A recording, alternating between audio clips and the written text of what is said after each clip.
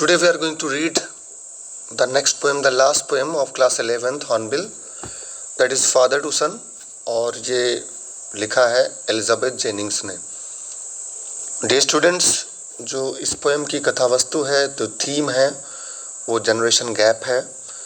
और इस पोएम में ऐसा प्रतीत होता है कि फादर वो विलाप करता हुआ दिखाई पड़ता है, लैमेंट करता हुआ दिखाई पड़ता है अपने बेटे के लिए, क्योंकि बचपन में जो बेटा उसका था वो अब नहीं रहा बड़ा होकर, और उन दोनों के बीच में एक गैप हो गया है और वो दोनों एक दूसरे को एक स्ट्रेंजर के रूप में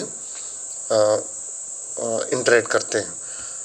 तो इस पोएम में देखते हैं, I do not understand this child though we have lived together now in the same house for years. I know nothing of him, so try to build up a relationship from how he was when small. Dear students, इस poem में देखिए first stanza, I do not understand this child. मैं अपने ही बेटे को समझ नहीं पाता। Though we have lived together now in the same house for years. यद्यपि हम दोनों सालों तक एक दूसरे के साथ में एक ही घर में उसी में रहे हैं। I know nothing of him, so try to build up a relationship from how he was when small. मैं उसके बारे में कुछ नहीं जानता हूँ। I know nothing of him. इसलिए मैं पुनः अपना रिलेशनशिप इस्टेब्लिश करना चाहता हूँ, और ऐसा रिलेशनशिप जैसा कि बचपन में था जब वो छोटा था, व्हेन स्मॉल, क्योंकि बचपन में दोनों एक साथ रहते थे, बहुत ही सुखद एक रिलेशनशिप था दोनों के बीच में। तो दिस स्टैंजा टॉक्स अबाउट कि father he does not understand his own son and दो they have been living together in the same house for years and he knows nothing about his son, so he tries to relate to him by going back to his childhood days. पुनः दोबारा वो बचपन के दिनों में जाना चाहता है और उस रीस्टैब्लिश करना चाहता है अपने रिलेशनशिप को। नेक्स्ट स्टैंजा देखते हैं, Yet have I killed the seed I spent or sown it where the land is his and none of him. We speak like strangers, there is no sign of understanding in the air. This child is built to my design, yet what he loves I cannot share. तो इसमें देखिए यहाँ पर father एक question mark स्वयं पर एक उठा रखता है कि the seed yet have I killed the seed I spent और sown it where the land is his and none of mine. क्या मैंने उस बीज को जो कोई मैंने बोया था, है ना, वो मैंने खुद मार दिया, उसको ख़त्म कर दिया। हम दोनों एक अजनबियों के समान बातें करते हैं और समझ की कोई भी संकेत नहीं है दोनों के बीच में। और बेटा जैसा कि वो चाहता था उसका पालन पोषण हुआ, वो बड़ा हो गया। And yet what he likes I do not like, I can not share. इसका मतलब ये, yet what he loves I can not share, और जो पसंद करता है वो मैं उसे पसंद नहीं करता। तो फादर की पसंद जो लाइकिंग है और सन के लाइकिंग से, उसकी पसंदगी से मिलती नहीं है। तो इस पोएम में वो he is putting question mark in front of him, father. वो कहता है, have I killed the seed I had planted and we speak like strangers, there is no sign of understanding between us. The son has grown up as wished by me, as brought up by me, and yet what he likes I do not like. Okay, next stanza पढ़ते हैं। Silence surrounds us, I would have him prodigal returning to his father's house, the home he knew. rather than see him make and move his world. I would forgive him too, shaping from sorrow a new love. Silence surrounds us. यहाँ पर देखिए alliteration है, अनुप्रास अलंकार है। तो silence surrounds us यहाँ पर है कि दोनों के मध्य में कोई भी बातचीत नहीं है, बिल्कुल शांति है।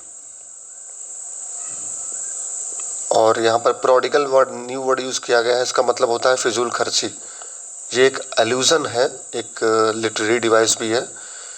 और ये एग्जाम्पल लिया गया है बाइबल से। बाइबलिकल एक एनेक्डोट है जिसमें एक रिच मर्चेंट होता है, उसका बेटा घर छोड़कर चला जाता है। उसके सारे पैसे जब खर्च हो जाते हैं दोस्तों में तो वो वापस आता है। तो जो रिच मर्चेंट होता है वो अपने बेटे को एज ए प्रोडिगल भी एक्सेप्ट कर लेता है घर में। तो यहाँ प्रोडिगल जो एग्जाम्पल है वो बाइबल से लिया गया है। प्रोडिगल मतलब फिजूल खर्ची, those who are wasting money, spending money unnecessarily. तो पढ़ते हैं इसको। Silence surrounds us, I would have him prodigal returning to his father's house. तो दोनों के बीच में कोई भी वार्तालाप नहीं है, there is no communication between them. और जैसा कि वो चाहता है अपने बेटे को, स्टोरी में जैसे होता है फिजूल खर्ची के रूप में वो एक्सेप्ट करना चाहता है, वो उसको घर में एक्सेप्ट करना चाहता है। और वो चाहता है कि वो उसके घर में ही रहे जहाँ पर वो रहता है, ना कि किसी और घर में, किसी अलग उस दुनिया में, अपनी दुनिया में रहे। और वो तैयार है उसको माफ़ करने के लिए।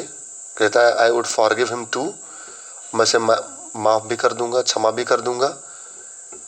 और shaping from sorrow a new love, इसका मतलब ये हुआ कि दुख से,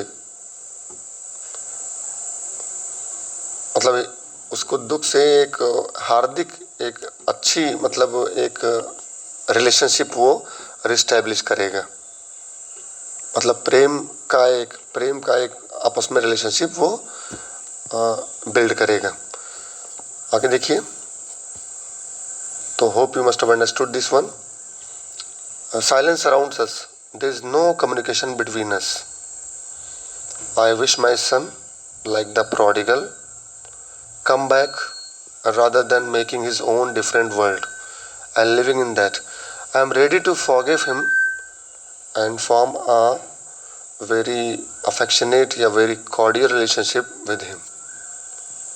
Next, father and son, we both must live on the same globe and the same land. अब यहाँ पर देखिए फादर और सन, पुत्र, पिता और पुत्र, मतलब फादर और सन दोनों को अवश्य ही एक ही धरती पर, एक ही जगह रहना चाहिए। He speaks I can not understand my self. Father कहता है, फादर के लिए ही, मतलब जो बात करता है, सॉरी सन के लिए ही स्पीक्स, वो जो बात करता है, जो बेटा जो बात करता है, और फादर उसको समझ में उसको नहीं आता है बिल्कुल। I can not understand myself. Why anger grows from grief. Father कहता है कि दुख से, परेशानी से जो नाराज़गी बढ़ती है वो क्यों बढ़ती है? क्योंकि जब दुख होता है तो आदमी किसी न किसी को रिस्पॉन्सिबल ठहराता है और उससे बहुत ही क्रोधित होता है। तो यहाँ पर कहा गया है we each put out an empty hand. Put out मतलब घबराते हुए, हम लोग खाली हाथ बढ़ाते हैं एक दूसरे को माफ़ करने के लिए। Longing for something to forgive, कुछ इच्छा करते हुए कि माफ़ कर दें। लॉन्गिंग मीन्स होता है इच्छा करना। तो इस स्टेंजा में देखिए फादर सन है, being father and son, both of them have to live in the same place and in the same world. When he speaks, father fails to understand him. Father does not know why anger grows from grief. Each of them extends an empty hand to rebuild a new relationship. We look for something to forgive each other. So we come to know that this poem is all about rapprochement or re-establishment of the relationship between father and son. Father is ready to make the relationship with his son. Let's come to know the poetic devices of the lesson of the poem. I have shorted it out. Let's come to know.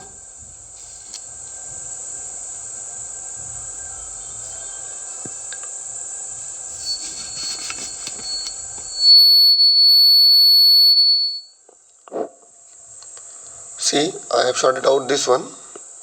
Metaphor है, देखिए यहाँ पर, yet have I killed the seed I spent or sown it where the land is his and none of mine. यहाँ पर सन की जो direct comparison की गई है वो सीड से की गई है, बीज से की गई है, तो ये रूपक अलंकार है. When there is a direct comparison between two different objects, it is called metaphor, रूपक अलंकार. अगर लाइक से कर सो लाइक एज लिखते, अगर द सीड सन नो सन और सीड का कंपैरिजन लाइक एज सो से करते तो सिमिली होता. यहाँ पर देखिए फिर है, हाँ, his father's house, the poetic device used is a metaphor. Fathers house, तो अदर बिग हाउसेस की कंपैरिजन की गई है फादर से, फादर के घर से, तो डिवाइस यहाँ पर मेटाफर है. अलिट्रेशन यहाँ पर देखिए, अलिट्रेशन अनुप्रास अलंकार होता है. द सीड आई स्पेंट और सोन, देखिए कॉन्सोनेंट जो साउंड है इसकी देखिए रिपीटेशन है. सीड, स्पेंट, सोन. साइलेंस सराउंड्स अस, साइलेंस सराउंड्स, तो यहाँ पर क्या है, अलिट्रेशन है, अनुप्रास अलंकार है. When there is a repetition of the consonant sound, it is called alliteration. Simile यहाँ पर है, we speak like strangers, तो फादर और सन की कंपैरिजन की गई है स्ट्रेंजर से, अजनबी से, और लाइक की कंपैरिजन, लाइक लगा, ये सिमिली डिनोटिंग वर्ड्स है, लाइक एज सो, तो यहाँ पर क्या है, उपमा अलंकार है. और कुछ हमने और शॉर्ट आउट किया है अपने बुक से. लिटरेरी डिवाइसेस में देखिए आयरनी, आयरनी मतलब होता है व्यंग, व्यंग किया गया है. Father and son live in the same house and yet they are strangers. Father और सन दोनों एक ही घर में रहते हैं और अभी अजनबी के समान हैं. Each wants a rapprochement but ends up causing further drift and alienation. दोनों पुनः रिलेशनशिप बिल्ड करना चाहता है. रेप्रोचमेंट, रेप्रोचमेंट एक बहुत ही न्यू वर्ड है. इसका मतलब होता है रीस्टैब्लिशमेंट ऑफ कॉर्डियल रिलेशनशिप. दोनों एक दूसरे से एक मधुर संबंध बनाना चाहते हैं, लेकिन ये तुरंत रुक जाता है, अंत उसका हो जाता है, तो यहाँ पे व्यंग किया गया है. Although the father has brought up the child well, he does not know why the son feels alienated from him. यद्यपि पिता ने अपने बच्चे का पालन पोषण ठीक ढंग से किया है, फिर भी वो नहीं जानता है कि वो दोनों अलग थलग क्यों हो गए. ये थोड़ा सा वो है, नहीं है, एल्यूजन है, ALLUSION. इल्यूजन मतलब भ्रम होता है, एल्यूजन मतलब एक लिटरेरी डिवाइस है. ये होता है indirect reference from somewhere else to prove something. तो ये प्रोडिगल जो वर्ड है, him prodigal, it refers to biblical story, जहाँ पर एक फिजूल खर्ची बेटा होता है और उसका जो पिता होता है एक रिच मर्चेंट होता है, and he was ready to accept him. तो लाइक दिस पोएम आल्सो, कि father is ready to accept his son like to be a prodigal also, but he wants to have his son back. यहाँ पर देखिए एक central idea हमने form किया है. आपको पता होगा इस कथा वस्तु क्या होगी इस पोएम की, ये होगी generation gap.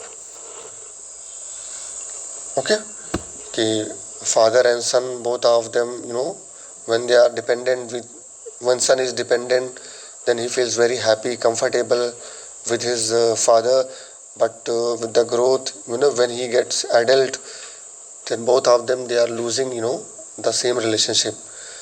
So this is summary, I have shorted it out. Central idea you can say, the father is unhappy because he does not understand his son, though they have been living together since his son's birth. तो father समझ नहीं आता है उसको अपने ही बेटे के बारे में, यद्यपि दोनों एक साथ रह रहे हों, मतलब जन्म से रह रहे होते हैं अपने बेटे के साथ. Now he tries again, he feel the pulse of his son by going back to his son's childhood days.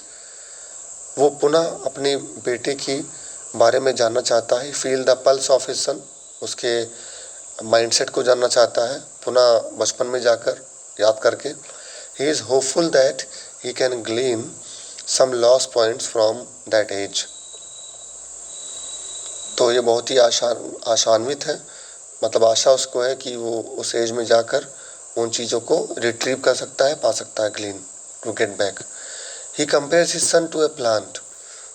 वो अपने बेटे की तुलना एक पौधे से करता है। और he is grown up now and seems to be a stranger. अब वो बड़ा हो गया है और एक अजनबी के समान प्रतीत होता है। Though the son has grown up as wished by father, even then there is no compatibility between the two. पिता के इच्छा के अनुसार उसका पालन पोषण होता है, वो बड़ा होता है, लेकिन दोनों के बीच में कंपैटिबिलिटी नहीं है, मतलब सामंजस्य नहीं है। Father is not happy to see his son and him living like strangers. पिता अपने बेटों को देखकर खुश नहीं है और दोनों अजनबी के समान प्रतीत होते हैं रहते हुए। He would like him to waste all his money and come back home so that the severed links can be cemented again. Father चाहता है कि वो फिर से सारे पैसे वेस्ट करके, व्यर्थ में उसको खर्च करके वापस आ जाए, ताकि पुनः वो रिलेशनशिप मजबूत किया जा सके। He hopes the son would come to him and he would readily forgive him for his lapses. Father ये आशा करता है कि वो पुनः वो वापस आएगा और उसकी सारी गलतियों को क्षमा कर देगा। A new relationship based on mutual love would then blossom again. और एक नया रिश्ता आपसी प्रेम, म्यूचुअल लव और म्यूचुअल अंडरस्टैंडिंग पर जो बेस्ड होगा वो फिर खिलेगा, ब्लॉसम करेगा। So now we have come to know about the poem. Now this is the end of the video. Hope you must have understood it. Thank you.